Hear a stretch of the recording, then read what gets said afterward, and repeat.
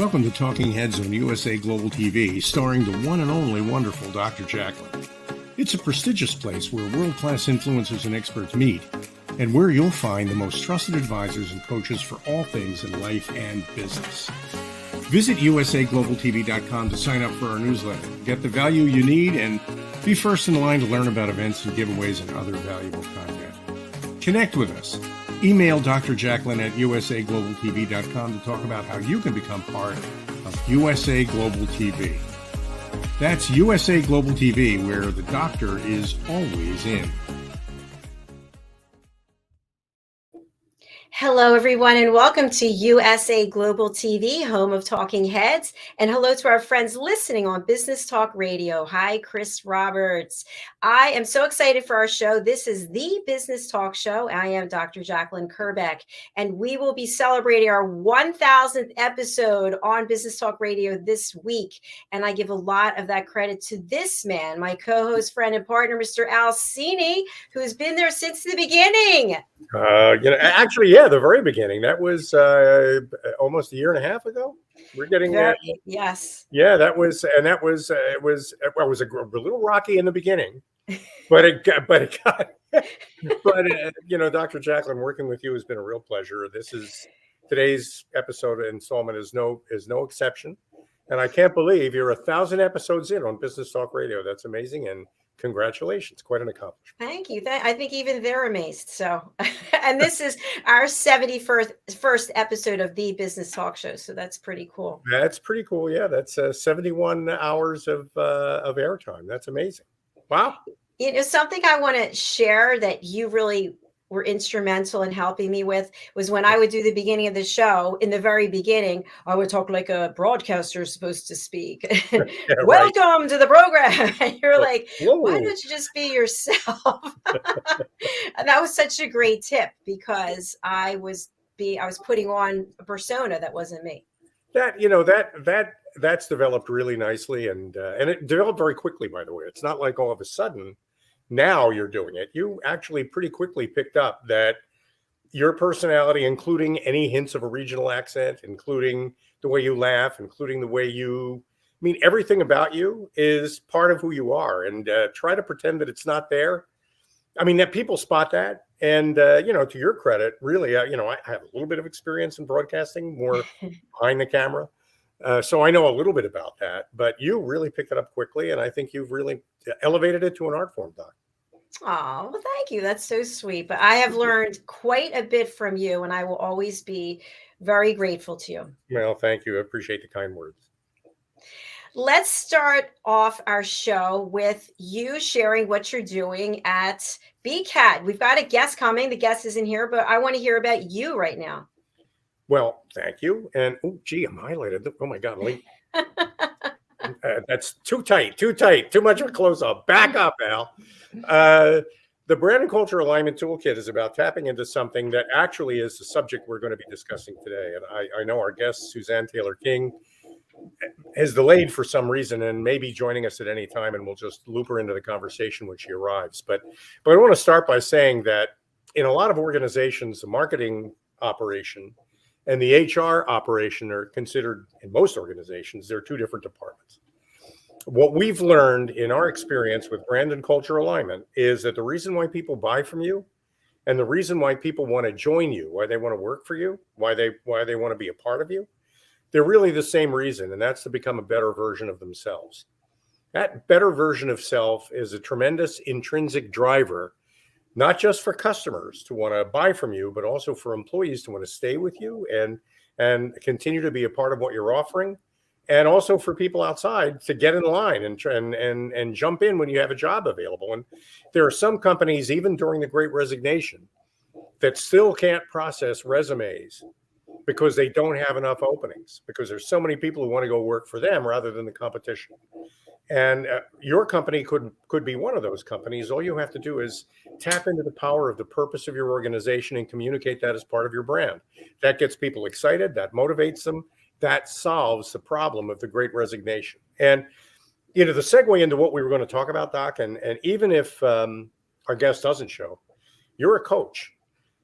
helping people become a better version of themselves is what coaches do for a living. I mean, and whether it's a business coach or an executive coach or a life coach, your job is to help people identify what that better version looks like and put a plan together to become more like that better version without ever losing their authenticity.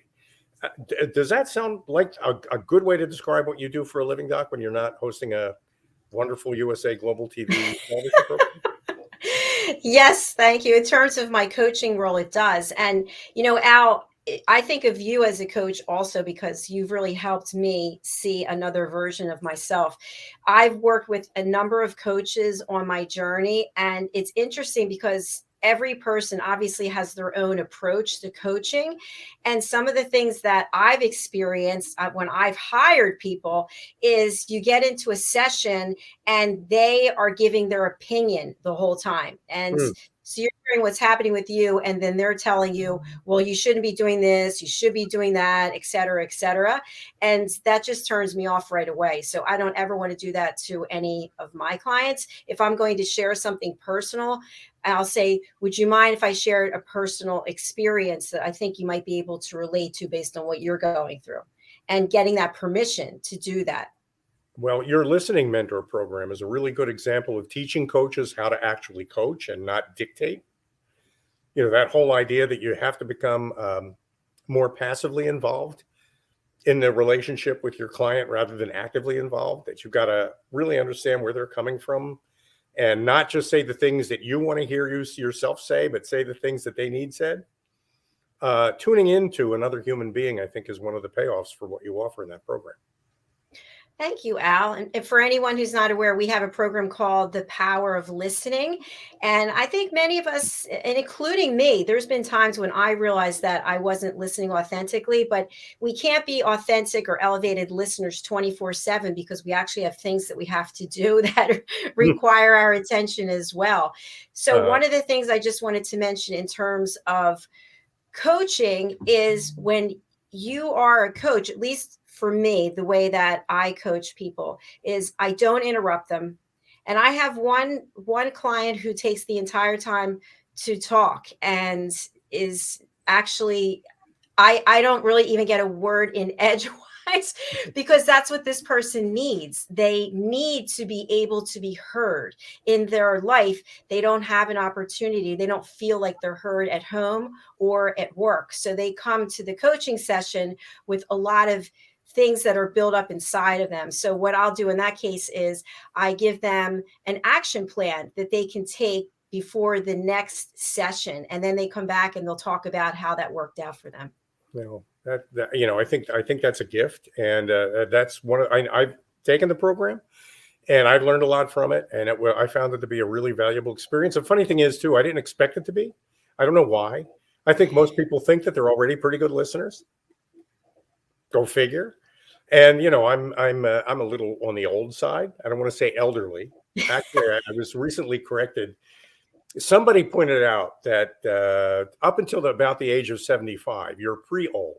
You're not old, Pre. pre-old, right? And I thought to myself, well, I'm just thankful to be pre-dead. So funny. I just find that to be such a relief. But anyway, with a fair amount of life experience behind you, you get to a point where you feel like you know everything. And it's a trap for anybody of any age to feel that. Maybe young people, probably more than anybody, feel that without having earned any of it. So the real value for me in the listening journey with you is realizing that maybe I'm not so smart. Maybe there are a few things I could learn. Maybe in a conversation with somebody, I could turn it around in interesting ways and give the other party a chance to shine. And that was a real gift for me, and I appreciate that. Well, thank you, Al. I appreciate the feedback because that means a lot. When you're putting courses together and you want to educate and also entertain somewhat, you want to make sure that people are getting value out of it. And I feel a great sense of responsibility to make sure that anything I put out there, people are finding relevant. Also, with our programming, we get such wonderful comments from people about how much they enjoy the platform and the fact that they're all different topics, and people love you. For example, they love your voice, they love your professionalism, they love how you engage with the with our guests. So I think it makes a big difference. And the fact that you are open to learning and accepting that maybe there was something more to learn, I think is brilliant, because I think there's always something else to learn. I can't wait for the next thing that I'm going to learn. And that is, I'm sure that's a great experience for you. And, you mentioned my voice. Yeah, I actually am looking. Oh, go ahead. No, I'm sorry. Go ahead. See, I'm listening. No, you know what? It froze up for a second. So okay. We were talking. So go ahead. Oh, no, I was, you mentioned my voice, and a lot of people I think are kind of uncomfortable with their voices. We don't really hear ourselves the way other people hear us, because the sound is conducted through bones in our ears and through bones in our skull. So the voice we hear is not the voice other people hear. So whenever anybody hears themselves recorded, their first reaction is they don't recognize that voice. And actually, they don't like it even, because it doesn't sound like them, if you know what I mean. Yes. So, now that we're doing this, I'm getting more of a chance to hear myself. And I'm hoping that you've teed up Diane Floyd Boehm's new commercial for her new book. Yes, I have. I want to hear that. For one reason is I want to hear it because it's a great product and a great. I think it's a great book. It's got a lot of magic in it, and it's worth seeing. But secondly, my voice. I want to, after we've played it out, I want to confess. And then I want to talk to you, if you don't mind, I want to talk to you a little bit about authenticity and what authenticity means, because I don't think anybody really gets it. I think a lot of people think authenticity is something you fake. It's like putting on authenticity. I've got to put my authenticity face on, which is the opposite of what it ought to be. The total opposite of if you have to work at it, then it's not authentic. That really is kind of the point, making you comfortable with the voice that you might find imperfect, or the face that you might think is imperfect. All those things, when you become comfortable with it, make you authentic. And so after I've picked my own voice apart a little bit, thanks to Diane Floyd Boehm for the opportunity, I want to talk about authenticity and how you coach somebody to into that. Okay, fantastic. You know what else I would think would be interesting, Al, is if we played the other Diane Floyd Boehm clip to see if your voice changed from one to the other. Run them both. I can take it. All right, are you okay with that? Absolutely, I can take it. All right, cool. Let's run them both. So okay. We're going to play 2 sponsorships from Diane Floyd Boehm, and Al did the voiceovers for both of them. So here's the first one. Let's take a look, and then we'll go right into the second one. Hello, boys and girls, and welcome to Story Garden. Your host, Diane Boehm. I'm so happy to have you here today. Diane Floyd Boehm tells wonderful stories that warm the heart, spark the imagination, and unite people and families across generations. For children, Diane's Harry the Camel connects with all of us who've ever wondered how different our lives might have been if only we'd been born something better, like a wonderful horse instead of an ordinary camel. In the end, we all learn along with Harry that there's nothing better than just being yourself. Diane's Little Girl in the Moon looks down on earthbound children and wonders if they know she's just like them.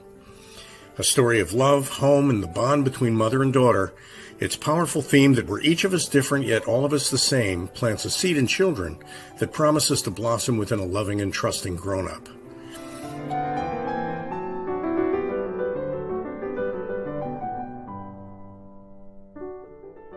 Diane's new biography, Rise, recounts the experiences of her grandmother, Ruby, to reveal the hidden strength of the human spirit.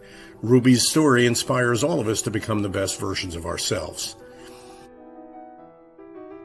You'll find all of Diane's delightful books and much more at dianefloydboehm.com. Visit dianefloydboehm.com. That's dianefloydboehm.com. Kapayapaan, kapayapaan, kapayapaan.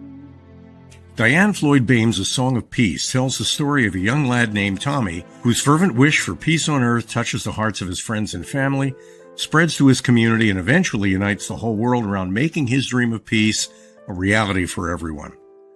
Sit down with the children in your life and share Tommy's amazing story of love and hope. Sing your own song of peace and invite the children to join you. Tommy's tale is more than just a story. It's a movement, and everyone's warmly welcome to take part. Kapayapaan, kapayapaan, kapayapaan,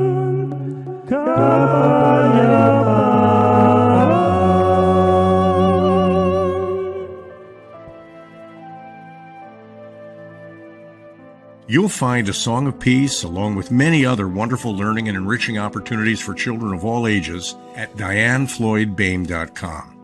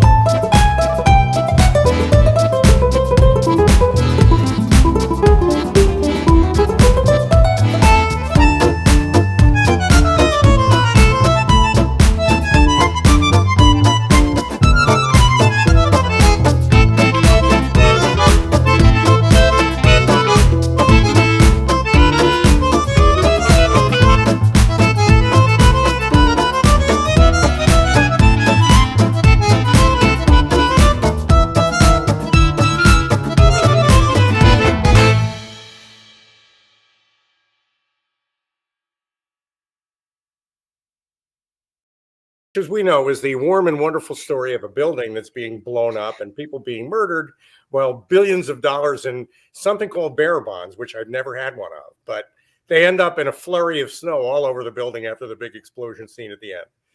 And Bruce Willis is, of course, the hero in this. And Bruce Willis, a lot of people don't know this, but he's from South Jersey, South, S-A-L-T-H, Jersey. Wow, I didn't know that. He is from right by the Delaware Memorial Bridge, all the way down in.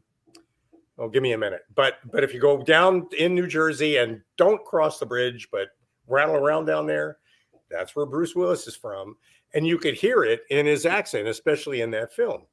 Come out to the coast. Give me a phone call. We'll have a good time. Time, phone. Come out to the coast. There is a. And I got to tell you, listening to my voice in those two commercials, I can hear little traces of that regional accent. I can. How about that? I can. And you know what? I won't change it. I'm sorry, but if I say story instead of story, I mean, if I pull that a little bit, it's just the way I am. That's, for me anyway, that's authenticity, and it's not something you should be ashamed of. It's something that I think a lot of people should be proud of. And we're so worried about how we present sometimes. We work so hard at what we show other people that we don't show them us. We show them somebody else. And they immediately know that. They immediately know that. And that's when what you're doing begins to suck. That's and the wouldn't beginning you of say, breach. would you say that that's also where the question about trust comes into play? When you can see that someone is not being authentic, you immediately think to yourself, I don't know if I can trust this person because they're putting on some persona, some act. I think, and that's, they're actually, it's a two-way street. I think that's a really good point. They sound untrustworthy because I'm not sure where the real person is. I haven't met the real person yet. So I don't know whether I can trust this person. I'm not sure. I need to meet the real person before I can have that trust, before I can build that trust. If I never do, or if it takes me more than, let's say, a minute to find that person, I mean, that's the first impression you want to make. This is who I am. And that you want that to come out. I mean, you don't want to be rude or brusque or sloppy about it, but you don't want to be put on and phony about it either, because people spot that. But trust also goes the other way.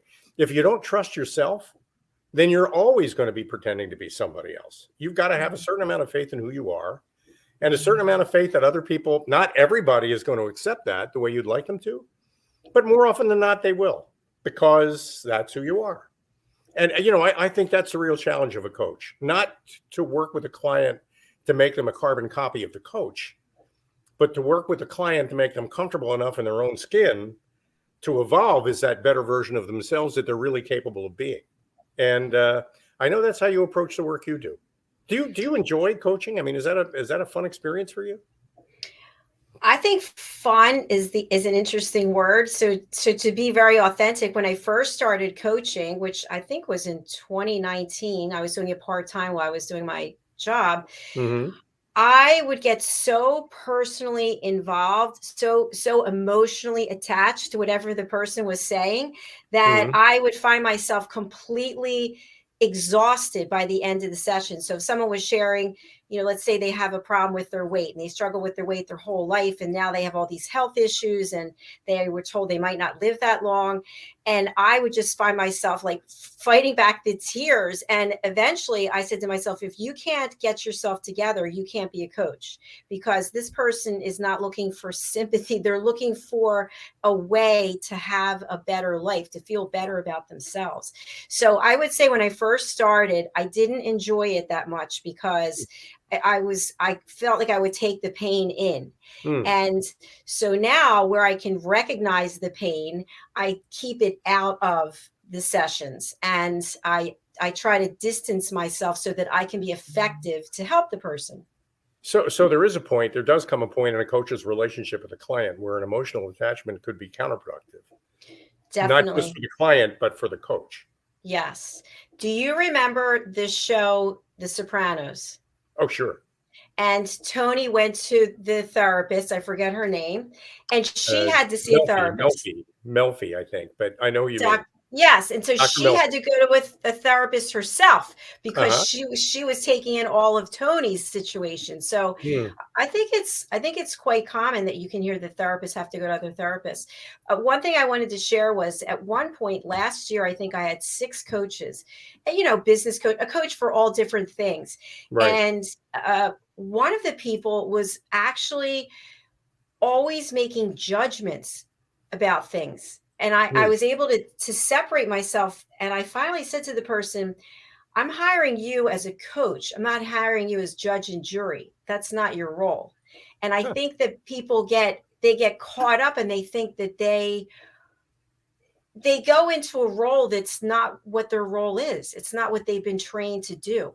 I feel like it's overstepping. Well, and this, in a lot of ways, especially I think with your listening program, makes you kind of a coach's coach. Because, as we said, sometimes coaches become so emotionally charged in the conversations they have with their clients. They need to have a way to discharge that charge so that they don't end up so wrapped up in it that it actually hurts them. And, I think your whole concept of elevated skills and elevated learning, that whole idea that you can elevate the way you approach the world, I think you're a good living example of that, because I can see you, especially over the course of the last year and a half that we've been working together, I can see you helicoptering up over the trenches to get a kind of a broader view of the landscape underneath. And you get a lot of wisdom when you do that. And that wisdom is a great benefit for the people you serve. Well, thank you, Al. I appreciate that. And I think, and I'd love to have your opinion about this. I wonder, in addition to coaches and mentors, just in a business role, in whatever role someone has in the workforce or in their own business, do you think that it's possible that we stay in what we're doing for too long and we end up having a bad attitude, and then we take that attitude and we think that we're better than someone else, and we start I don't know how to explain it, but I've seen it happen many, many times where somebody's done something for so long. It's what they know, it's what they do, it's who they are, but yet they're not happy doing it anymore. And so this inauthenticity starts to come through because they're no longer authentically happy. Yeah, I was just having that conversation with a friend of mine, an associate of mine, somebody I've known for a long time. We were on the phone this morning and we were talking about how you can end up in a silo that, where you become so good at something, you just keep doing that same thing over and over again, even to address situations where that thing that you're really good at isn't really properly addressed by what you're good at. I don't know if that makes sense, but there's a saying that to somebody with a hammer, everything looks like a nail. So you go through life trying to solve every problem by reframing every problem that you see as something that fits some tool that you're really good at using, some skill that you have that you want to keep using over and over again because you're really good at it. I really think that when you approach the world that way, and a lot of experts, especially experts, do that, I think you become frustrated with it because you realize you're not actually solving any problems. And a lot of anger and frustration is actually born of stopping growing by becoming so good at just one thing that you neglect the world of other things that you might also work on to develop. And I think people get angry with themselves when they stop growing. And I think you stop growing when you get really good at something. Great points. I love this conversation. Something else I just wanted to put out there is, and I don't know if you have done this in your life, but through most of my career, I've had side gigs. So I've had other things that I was interested in learning about, and I would do those things on the side. So one was a certified makeup artist, for example, as a spin instructor. I mean, there's so many different things. And also with my education, I got my master's, I got my doctorate. But my point is, I have been told many times in my life that I'm too fractured. I'm too all over the place. I'm an inch deep and a mile wide because I'm interested in so many different things. And a lot of the journey that I've had is learning something, getting the gold star or getting the 100. Like I have a real estate license, insurance license, and then I didn't like real estate, so I let it go. My insurance license is due to renew. I'm not going to renew it. And I don't think there's anything wrong with that, but I've gotten a lot of backlash over the years that, you should just be focused on one thing. Well, focusing on one thing is a kind of crappy advice you get from anybody who's focused on just one thing. But if you really think about the person who's telling you to focus on just one thing, I mean, why would you want to follow somebody who's probably not all that good at what they're doing anyway? I mean, it doesn't, their advice is generally worth exactly that. Yeah, I do think it's important to know a few things to a level of proficiency that people recognize and respect. I think you earn respect with competence. And it's good to be competent at things. It really is. It's not to diminish that. But to just start to focus so much on just one thing that you believe that this one thing you're focused on is more important than anything else means that you're going to overuse it and become ineffective.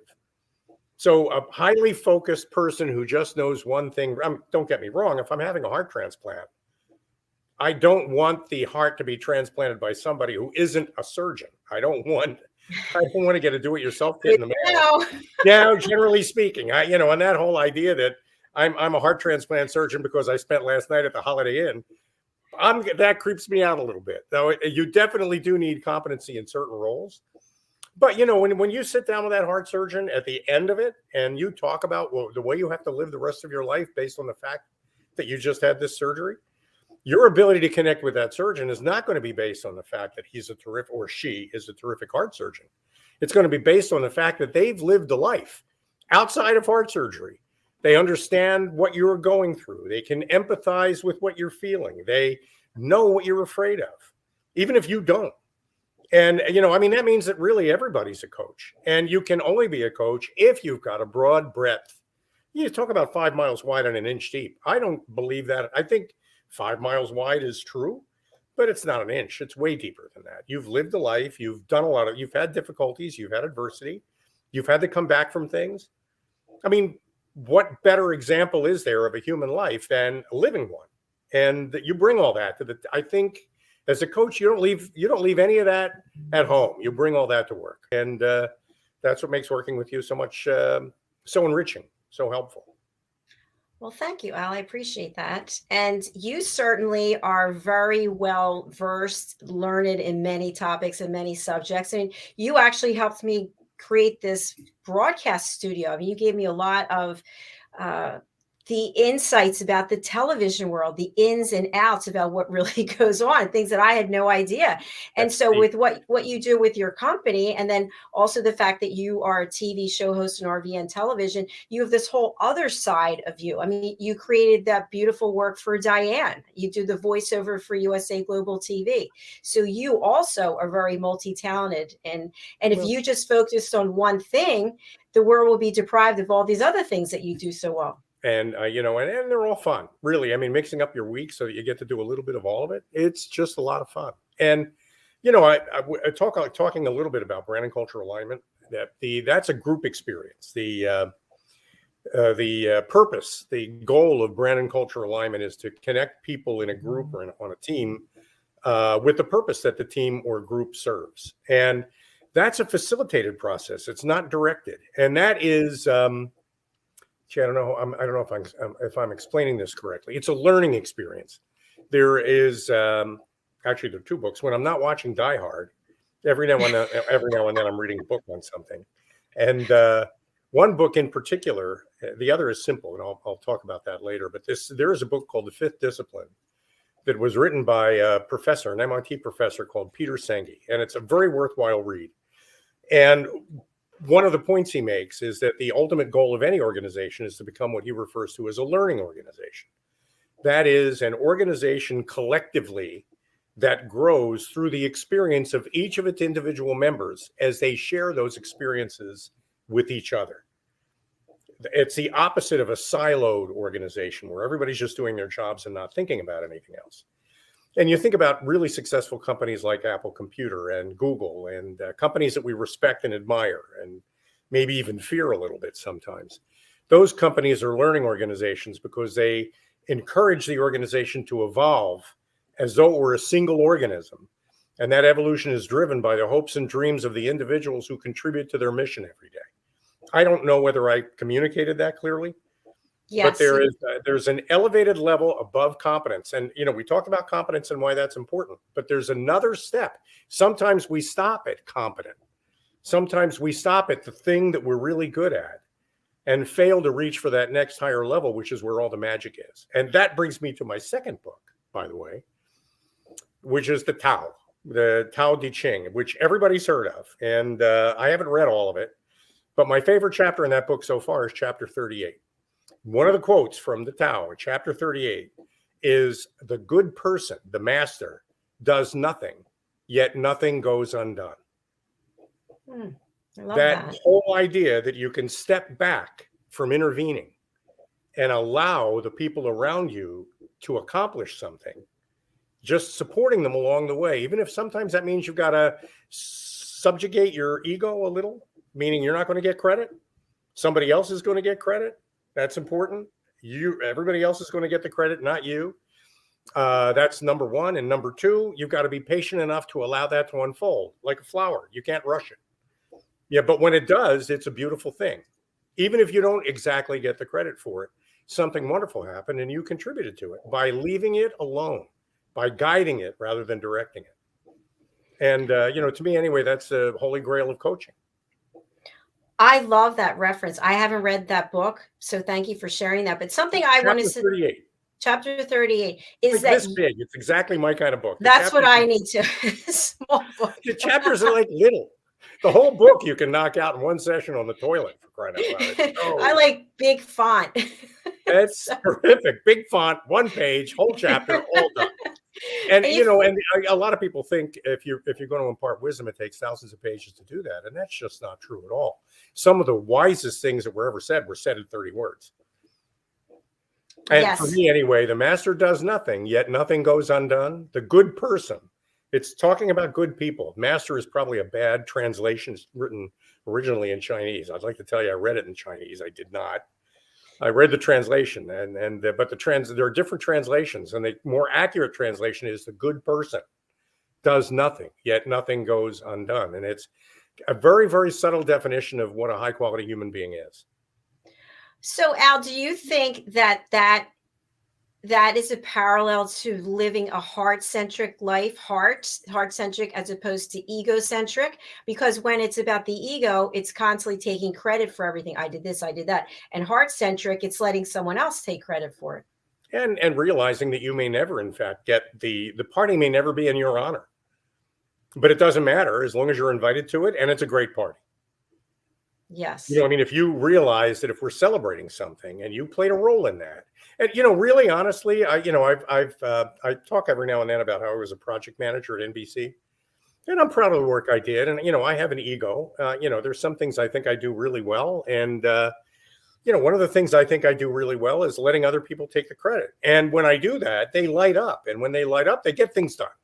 So you get the project done because now all of a sudden everybody wants it done and they all pitch in and get it done for you or with you. When it's all over with, it's them that you're celebrating. Every one of them gets a trophy. Every one of them gets recognition and they're all proud of that. But the people that really matter will look at you at that party and they'll know that you were a big part of that. I mean, you're getting the credit. You're just not getting the applause, if that makes sense. And you don't want it. That's not what you want. What you wanted was the thing that we're celebrating to become a reality and to be part of the celebration. And Al, I have to say that really describes you because you don't ever want credit. That's why I want people to know all the things that you've done to help me because you're behind the scenes and you say all the time, you don't need it. You don't want it.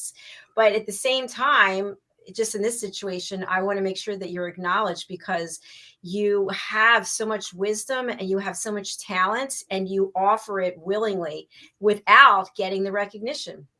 Well, I appreciate those kind words. And, for half an hour on a television program like this, I can pull it together. You have seen me at my worst. You know what that's like too. And, I'm as imperfect as anybody else. And, that's part of the territory. You can't do anything much about that. But overall, when we accomplish something together, where, even if I'm not there exactly for it, the whole idea that somehow something happened and I played a role in that, that's always been I talked about this once when I was a kid. It wasn't that I was particularly good at any sport. In fact, I was pretty crummy at it. I mean, whenever they'd choose up sides, I'd always get picked last. And usually I'd end up the umpire because no team ever wanted me playing on it because that was a guarantee that you'd lose. I was just couldn't catch, couldn't throw, couldn't hit, didn't care. That was really the reason why I didn't care about that. But I really enjoyed being the guy that got them all together to play the game. And they wouldn't have. They would have all gone their own ways. And if there are 30 kids playing a game, 15 to a side, figuring out who's going to bat next and who's going to pitch, and they're doing all that, and I'm just sitting there on the side, and I'm the guy that made that happen, that as a kid made me really happy. So the whole idea that there was a game being played, whether I was in it or not, was what really mattered to me. And that's still true, I think. Great point. I'm picturing you out there. Really crummy. I was a very uncoordinated, skinny little guy, and but I was funny. I mean, I was funny, and and that was it worked out. I mean, it really did. I'm sure people loved having you. The way I did, you had two choices. One choice was to become tough enough to beat up all the other kids. The other choice was to become savvy enough to know how to talk your way out of getting beaten up by all the other kids. I fell into the second category. So, and that, look at you today. That actually, the scars don't show, but they're there, but they don't show all that much. Well, I just want to share with you, I love to bowl and I was really bad because I have giant thumbs. So my thumb would always get stuck in the ball. Like it would be a key time when I need to get a strike and I throw the ball into my leg. I can't tell you how many times. Finally, people are like, please don't invite her to be on the team, please. We've got a comment. Let's see.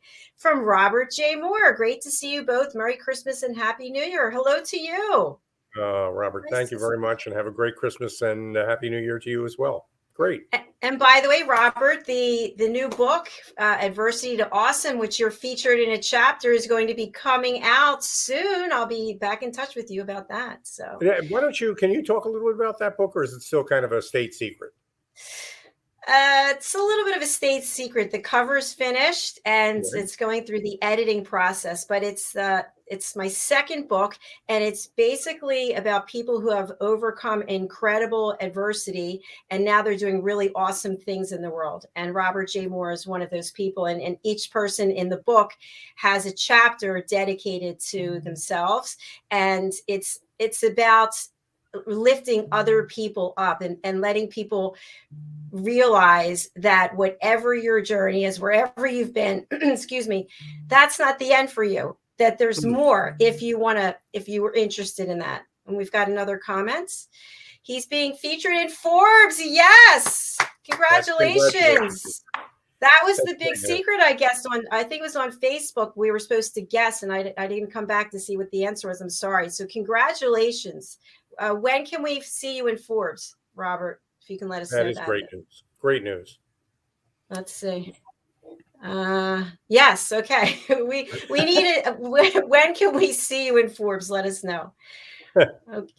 Good. So, yeah. So Al, we're going to wrap up because you and I have another show coming up with Mr. Hyatt Ives right after this. Listening program. Yes. Looking forward to that. Any insights you want to give to people why they should hang around for the next show?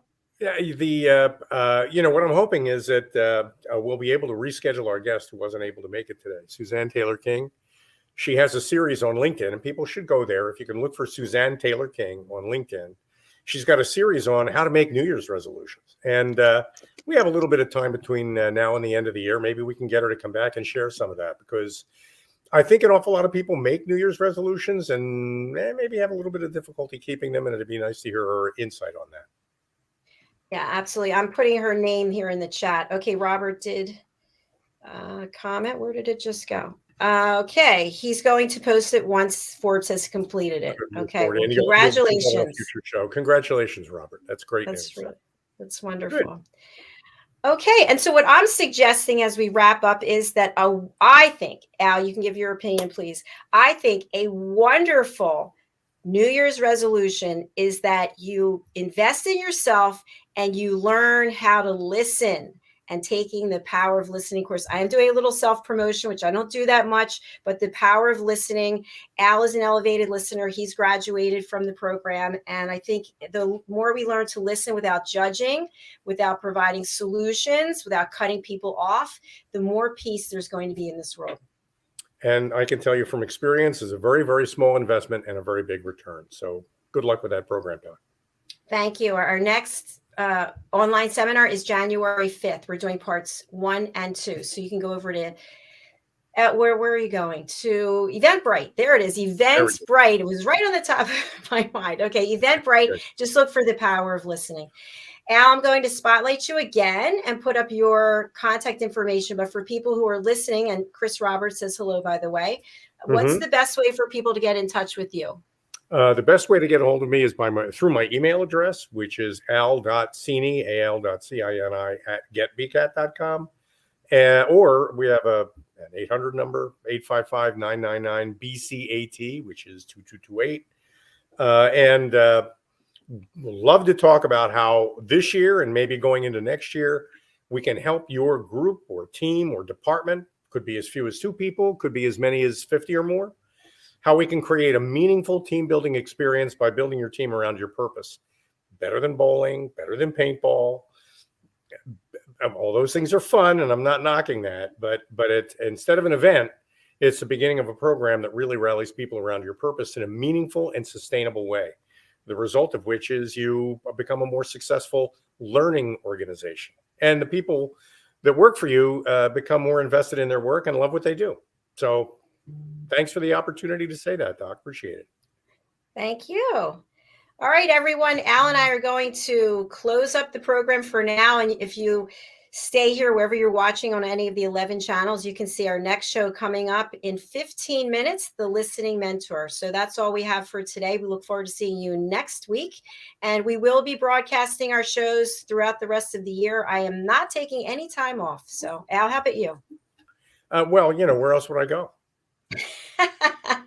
You love Jersey. You're in New Jersey. You love it there. I'm in New Jersey. Yeah, come out to the coast. We'll have a good time. Put me on the phone. All right, everybody. Thanks so much. Thank you, Al. Thanks, We'll see everybody. you again. Thanks. Bye.